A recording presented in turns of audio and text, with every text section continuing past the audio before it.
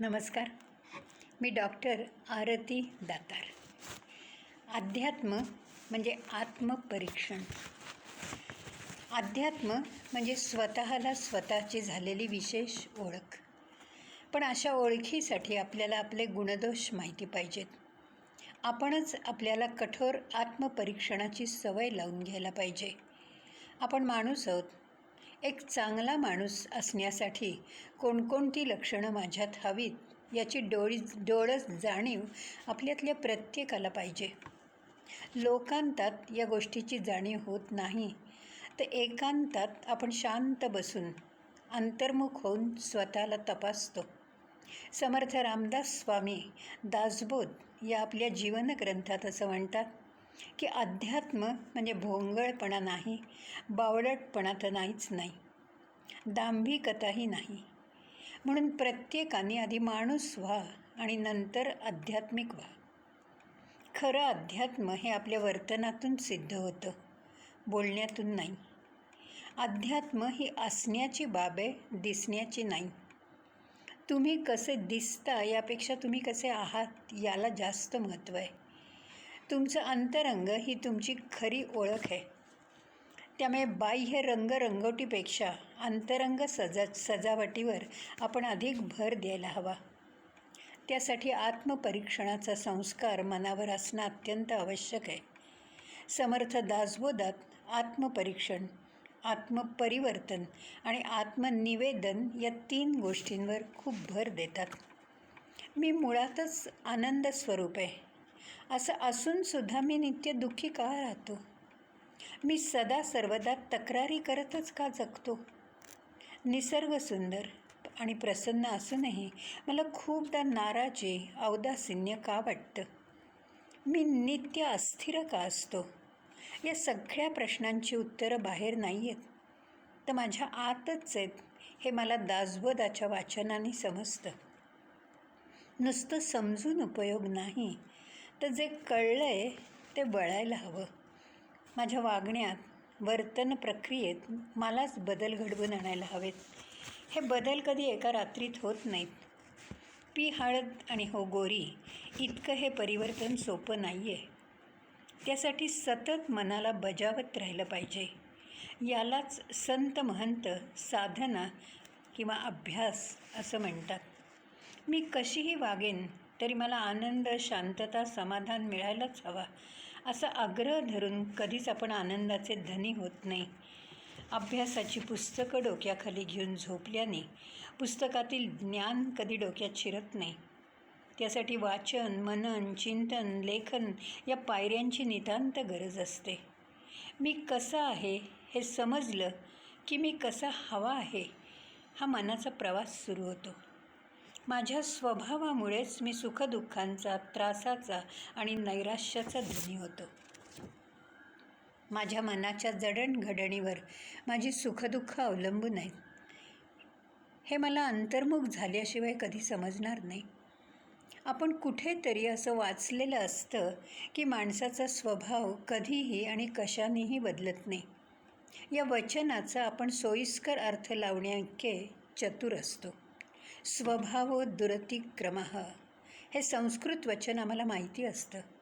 त्याच्या आधारावर आम्ही आमचीच फसवणूक करतो. इच्छा असली की मार्ग सापडतो असं म्हणतात. माझ्यातील दोषांची मला जाणीव झाली. ते दोष इतरांपेक्षा मलाच जास्त त्रासदायक आहेत हा अनुभव आला की आपण आपल्या परिवर्तनासाठी प्रयत्न करायला हवेत. मला भूक लागली की दुसऱ्यांनी जेवून माझं पोट कधी भरत नाही, मलाच जेवावं लागतं. तसं मी प्रयत्नांची शर्थ केल्याशिवाय माझा स्वभाव कसा बदलेल? हा मार्मिक विचार, विवेक आपण समजून घ्यायला हवा. समर्थ रामदास स्वामी म्हणतात की विवेके आपुली क्रिया पालटे. संतांचे बोल म्हणजे स्वानुभवाचे डोल असतात. त्यावर दृढ श्रद्धा ठेवून आपण त्यानुसार कृती करण्यासाठी प्रयत्नशील असावं लागतं. थोर क्रांतिकारक जीवनाच्या एका वळणावर योगी श्री अरविंद झाले. हा दैवी बदल म्हणजे त्यांच्या जीवनातील पलायनवाद नव्हता, तर तो नियतीचा कौल होता. हा कौल ओळखण्याची शांतता आणि प्रसन्नता त्यांच्या अंतरंगी असल्यामुळे ते त्या वळणाला, स्वतःतल्या परिवर्तनाला मनःपूर्वक सामोरे गेले. पाँडिचेरीच्या गुहेत 40 वर्ष अखंड तपश्चर्या केल्यामुळे जगाला त्यांच्या रूपाने एक महान योगी मिळाला. आत्मज्ञानासाठी शिक्षित असावं लागतं असं नाही आहे. पुस्तकी शिक्षणापेक्षा संस्कारित मन जीवनातील परिवर्तनाला सहजपणे सामोरं जातं. स्वतःच्या जीवनातलं अनुभवाचं ज्ञान अधिक महत्त्वाचं असतं. योगी श्री अरविंद म्हणतात की माणसाने मनावर घेतलं तर वर्षभरात तो स्वतःच्या मनोवृत्तीत संपूर्ण बदल घडवून आणू शकतो. मी कधीच चुकत नाही, मी काय तो शहाणा, लोक माझं ऐकत नाहीत म्हणजे काय, माझं सगळ्यांनी ऐकलंच पाहिजे, हा अट्टाहास, हा दुराग्रहीपणा, आपली मनाची अनिच्छा हेच आपल्या परिवर्तनातलं फार मोठं संकट असतं. आपण दुसऱ्यांनी बदलावं यासाठी प्रयत्न करतो, पण स्वतःत बदल होण्याची इच्छाच कधी बाळगत नाही. यामुळे त्यासाठी प्रयत्नही करत नाही. आपल्या प्रत्येकाच्या दुःखाचं मूळ कारण हे आहे. दैनंदिन जीवनात प्रत्येक क्षणी आपण आपल्याला तपासण्याची खरी गरज आहे. यालाच आत्मपरीक्षण असं म्हणतात. त्याशिवाय आत्मज्ञानाची पहाट होणं अशक्य आहे. माझ्यात सुष्टता आणि दुष्टता दोन्ही बुद्धी लपलेल्या आहेत. माझ्यात अर्जुनही आहे आणि दुर्योधनही आहे. दोन्ही वृत्तींना मी खतपाणी कळत नकळत घालत असतो. यातली दुष्ट वृत्ती नष्ट व्हायला हवी असेल तर मीच त्यावर इलाज करायला हवेत. माझ्या जीवनाचा शिल्पकार मीच आहे हे आपल्याला कळायला हवं आणि त्यानुसार आपल्या हातून प्रयत्नपूर्वक कृती व्हायला हवी. मी स्वतःच मला जर अनुकूल नसेन तर बाह्य परिस्थितीला दूषण देण्यात काही अर्थ नाही. आपल्या मनाची मशागत आपणच करायला हवी. 8-10 वर्षापूर्वी मला थोर लेखिका सुधा मूर्ती यांचं आपलं अनुभव कथन करणारं पुस्तक वाचल्याचं आठवतं आहे. वाईज अँड अदरवाईज या पुस्तकातील एका लेखाने मला अंतर्मुख केलं. वाईज अँड अदरवाईज या पुस्तकातील एका भिकाऱ्याने दिलेला धडा हा लेख माझ्या मनाला स्पर्श करून गेला. या लेखात लेखिकेने आपल्या मीना या मैत्रिणीत झालेलं परिवर्तन सहजपणे कथन केलं होतं. मोठ्या पदावर काम करणारी, चांगल्या पगाराची मीना नकारात्मक विचाराची आणि नित्य असमाधानी होती. तिच्या या नकारात्मक दृष्टिकोनामुळे तिला कुठलीच गोष्ट, कुठलीच व्यक्ती कधी चांगली दिसायची नाही. तिच्या स्वभावामुळे ती घरी दारी कोणालाही आवडायची नाही. सगळेजण तिला टाळायचे. सतत तक्रारी करणाऱ्या आणि कुरकुरणाऱ्या या आपल्या मैत्रिणीला लेखिकेने तिचा स्वभाव बदलण्यासाठी खूपदा सांगितलं, पण पालथ्या घड्यावर पाणी. अचानक नकारात्मक घंटा बडविणाऱ्या या मैत्रिणीत बदल झाला. लेखिका त्या मैत्रिणीला विसरूनही गेली. 7-8 वर्षात दोघींची भेटही झाली नव्हती. अनेक वर्षांनी लेखिकेला अचानक मीना भेटली. त्यावेळेला लेखिका मुंबईच्या पावसात सापडली होती. तिच्याजवळ छत्रीही नव्हती. मीनाला टाळावं असं लेखिकेच्या मनात आलं, पण मीना जवळ आली, गप्पा मारायला लागली. आश्चर्य म्हणजे मीना खूप आनंदात होती. अतिउत्साहाने मीना लेखिकेला स्वतःच्या घरी येण्याचा आग्रह करत होती. लेखिकेला तिच्यातील बदल प्रकर्षाने जाणवला. दोघी चहा घेण्यासाठी एका हॉटेलात बसल्या. मीनाच्यात झालेल्या बदलाची कहाणी समजून घ्यायला लेखिका खूप उत्सुक होती. मीनाने अत्यंत प्रामाणिकपणे घडलेल्या सगळ्या गोष्टी सांगितल्या. तिच्यातल्या परिवर्तनाची ही कहाणी खरंच आपली मार्गदर्शक गुरु आहे. एका भिकाऱ्यामुळे मीनाचं आयुष्य, तिची नकारात्मक विचारसरणी यात आमूलाग्र बदल झाल्याची कबुली मीनाने अत्यंत सहजपणे दिली. एक भिकारी म्हातारा त्याच्या 5 वर्षाच्या नातीबरोबर मीनाच्या घरासमोर राहायचा. मीना रोज त्याला शिळं अन्न वाढायची, पण दोघांच्यात कधीही संवाद झाला नव्हता. एक दिवस मुंबईत पाऊस ओतत होता आणि मीना तिच्या मूळ स्वभावानुसार पावसाला कोसत होती, चिडचिड करत होती. घराच्या बाल्कनीत उभं राहून सगळ्या सुखसोयीत गुंग असलेली मीना पावसाला शिव्या शाप देत होती.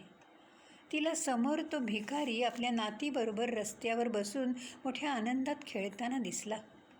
त्या आनंदी म्हाताऱ्याचा मीनाला तिच्या मूळ स्वभावानुसार राग आला. नंतर रागाचं रूपांतर हेवा मत्सर या भावनेत झालं. काही वेळाने मीनाच्या मनात विचार आला की सगळ्या गोष्टी प्रतिकूल असूनही या भिकाऱ्याला आनंद नेमका कशात वाटतोय. आपल्याला सगळ्या गोष्टी अनुकूल असूनही आपण कशाचा त्रागा करतो. आपल्याला कसला राग येतो.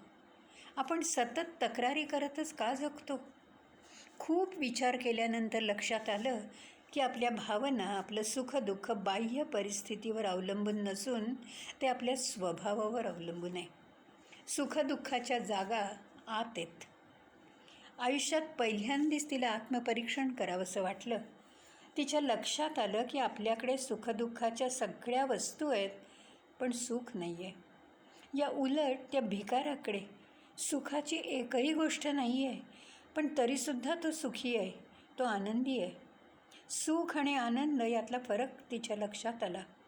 सुख हे बाह्य वस्तूवर अवलंबून असतं, तर आनंद हा आपल्या अंतरंगातच आहे. अंतरंगात डोकावलं की आनंदाच्या जागा दिसतात. त्या भिकाऱ्याजवळ काहीही नसणं हेच त्याचं आनंदानं जगणं आहे. त्याच्याजवळ वस्तू नाहीत, ऐशाराम नाही, पण आनंदाने जगण्याची खुबी आहे. देवाने दिलेली परिस्थिती मान्य करण्याची सहज सुंदर वृत्ती त्याच्यात आहे. त्याचा जीवनाकडे बघण्याचा दृष्टिकोन सकारात्मक आहे. त्याला कसलीही हाव नाही, मोह नाही, माया नाही, त्यामुळे तो आनंदी आहे. या उलट आपल्यालाच जीवनाकडे बघण्याची वृत्ती नकारात्मक आहे. प्रत्येक गोष्टीत, माणसात, प्रसंगात आपण लहान मोठ्या खोड्या नित्य काढतो. माझ्याजवळ काय आहे यापेक्षा माझ्याजवळ काय नाही आहे याचा विचार आपण जास्त करतो. नकारात्मक विचारांच्या स्पंदनात आपल्याला नाराजी येते, आपली चिडचिड होते. माणूस पैशाने, प्रतिष्ठेने जगात कितीही महान असला तरी त्याच्या जीवनात, त्याच्या प्रपंचात काहीतरी कमतरताही असतेच. जगी सर्व सुखी असा कोण आहे, विचारे मना तुझी शोधूनी पाहे. या संत वचनात फार मोठं तथ्य आहे. कुठल्या ना कुठल्या तरी गोष्टीची चिंता मनाला पोखरत असते.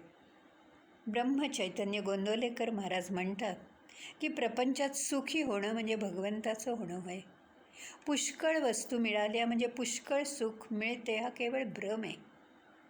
खरं किंवा पुष्कळ सुख म्हणजे सनातन सुख होय. ते सनातन सुख वस्तूपाशी म्हणजे भगवंतापाशीच आहे. जो माणूस प्रपंचातला आपला अनुभव जमेस धरत नाही तो कशाने शहाणा होत नाही.